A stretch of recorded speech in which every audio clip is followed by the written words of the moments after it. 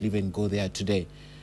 The conclusion of that press conference. But Wallace Kantai is on standby at State House. Wallace, it's been concluded, but what are the issues that were spoken about? All right, we're trying to get Wallace online. As soon as we get him on air, we will definitely put him on the screen. We're told that they're just getting ready for that. But as I said, the conclusion of the press conference between President Uhuru Kenyatta and the Tanzanian President Magufuli at State House Nairobi, where issues of trade were discussed. And Wallace is now ready with us. Wallace?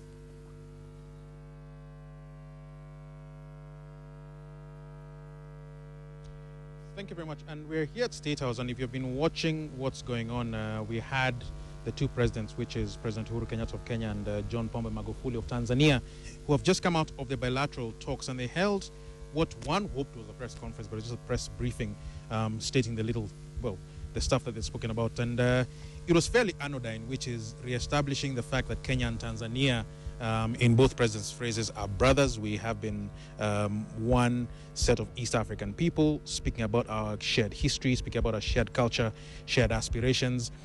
What was missing from this briefing was two things. One was questions, so we didn't have a chance as a journalist here to ask any questions to either head of state. And if you can see, the motorcade that was with President Magufuli has driven off, so I don't think that chance is going to rise to us again. But the second thing that wasn't there was any talk about the trade issues which have been bedeviling the two countries. If you recall what's happened in the last few months, is that Kenya, Tanzania, Uganda, Rwanda, in terms of the East African community, joined lately by South Sudan, and obviously Burundi is being part of that, have been negotiating a trade deal with the European Union, which got into a bit of trouble because Tanzania said it wasn't ready to sign this trade deal. Kenya was ready, in fact, was in Brussels, a delegation led by Aden Mohammed, was in Brussels, and they signed a preliminary deal, which Rwanda joined in. But the story was that Tanzania wasn't ready to sign this deal unless there were certain safeguards. It wasn't ready to sign this deal because they said things had changed due to the fact that the United Kingdom had decided to exit the European Union. So the Brexit question had come up in that whole trade negotiation. That wasn't mentioned in the very least by either president. And one of the things that we were hoping to do was be able to see whether Tanzania has come on board in terms of being able to be part of this trade deal. That hasn't come up. The other question, which was touched on by President Magufuli, was about corruption. And he said in Tanzania, the two major things that he has been looking at, one is for Tanzanians to pay their taxes, which is reminiscent in this country of President Kibaki about a decade ago, saying that we must pay our taxes, kulipa ushuru ni kujitegemea. Hinted on that, that's President Magufuli. Also spoke about corruption and said that in his case, in Tanzania, that's one of the biggest fights that they've been having. In this country, the corruption fight has taken on a new phase with the revelations last week from the Ministry of Health and money that was allegedly misappropriated there. It's been a very, very big issue. One wonders whether in the bilateral talks this issue was spoken about. So the major thing that came out of that was a joint ministerial commission that will meet, headed up by the two foreign ministers, which is supposed to meet, according to President Magufuli, by the end of the year, to look at outstanding issues. And there have been many, many issues. Everything to do with tourism, in which case vehicles from Kenya, if you think about vehicles in the Masai Mara, are not allowed to cross over to the Serengeti when you have the migration going on or any other thing that's going on. Issues to do with Kenya's being able to access Tanzania without passports has been happening with Uganda and with Rwanda, and a lot of other issues such as that. So it's a story we'll be following for you. One gets a feeling that this particular meeting was to allay the fears that there were for the longest time that President Magufuli perhaps was shunning Kenya for whatever reason.